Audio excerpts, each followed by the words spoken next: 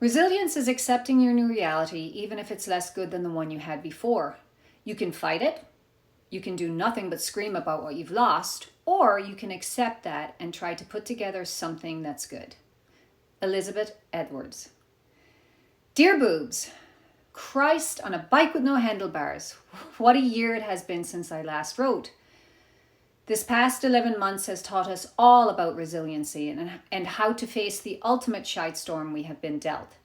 And where the feck does one begin, except I guess maybe at the beginning?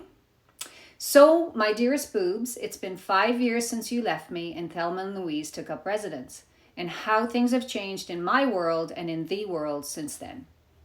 So hold on to your knickers, girls, because it's going to be a doozy.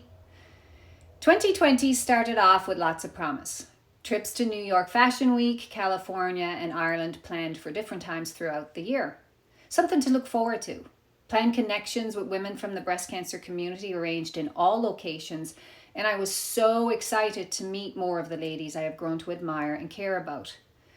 Our Warrior Revolution trip to New York in February went off without a hitch. To spend time with ladies I had met at this retreat filled me up. We rented an apartment in Chinatown, and 6 of us who met back in October, along with 2 other friends, had a wonderful, laughter-filled weekend in the city. We attended the Anna Ono fashion show and the after party, connecting with amazing women from the breast cancer community, and basically enjoying the shite out of life. Little did we know what was coming down the pike, and that this would be the last time we would be able to gather for the foreseeable future. You see, girls, 2020 ended up taking a turn for the worst, and we were forced into a shutdown for a global pandemic.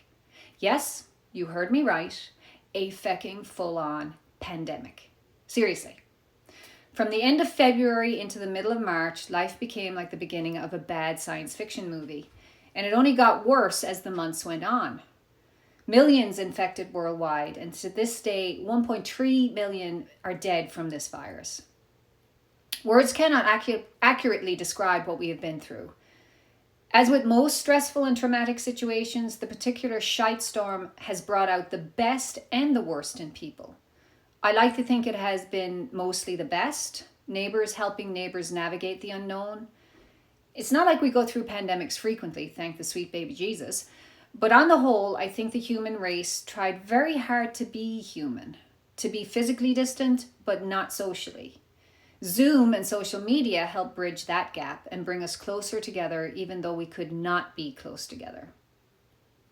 Large gatherings were prohibited, but we found ways to continue to raise money and awareness for all the charities we had been part of for years.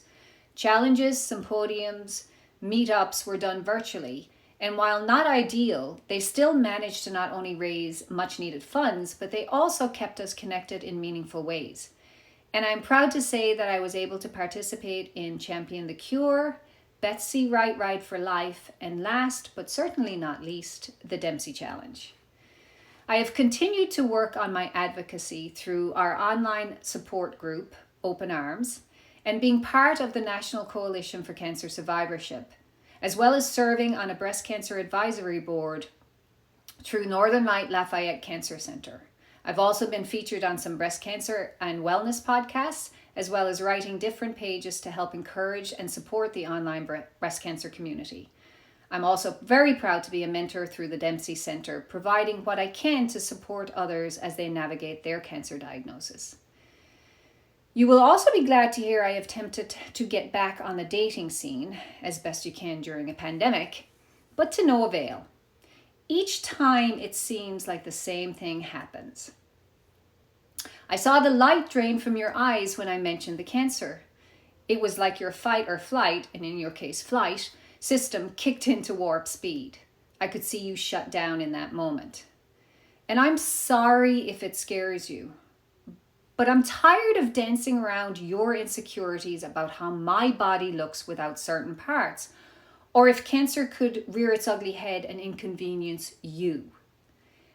If I can wake up every day knowing that this cancer can recur or spread to other parts of me, and look at what cancer has done to my body and my body image, if I can do that, then I suggest you grow a pair and suck it the hell up. And what is it about a strong woman that makes you feel inferior? Again, grow a pair and revel in the knowledge that an independent, intelligent, and somewhat beautiful woman could actually be interested in you. So, Thelma and Louise, you may have to wait another year or possibly indefinitely for your maiden voyage, where you finally get to show your beauty to that special and fecking lucky man. And then there was the election. Yeah, no words. I'm glad it's somewhat over. My goal for the rest of this bizarre year is to hunker down in my wee house, keep the fires burning, and virus from my door. The thing I love to do most in the world, travel, is not something I can safely do. So I will dream of future trips, of gatherings with my families in Ireland and with friends throughout the world. Dearest Boobs, although you had to go, you are still missed to this day. But I promise to stay safe, take care of Thelma and Louise, and focus on being healthy and living the best life I can. And I, of course, will keep you up to date on whatever shenanigans 2021 brings my way. To be continued. Never lose hope. Storms make people stronger, and they never last forever.